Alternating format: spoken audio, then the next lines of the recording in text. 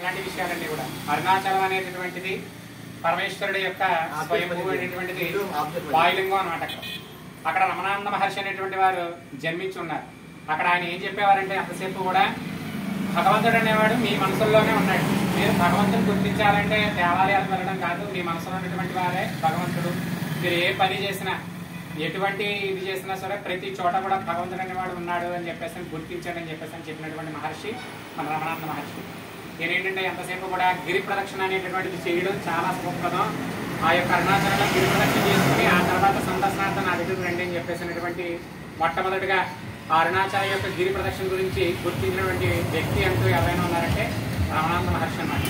ఈ రోజున ఆ అరుణాచలంలో గిరి ప్రదక్షిణ చేయడానికి వెళ్ళినటువంటి ప్రతి ఒక్కరు కూడా ఈ రమణానంద మహర్షి యొక్క ఆశ్రమాన్ని సందర్శించి ఆయన యొక్క దర్శనం చేసుకుని పునీతులు కాగలుగుతున్నారు.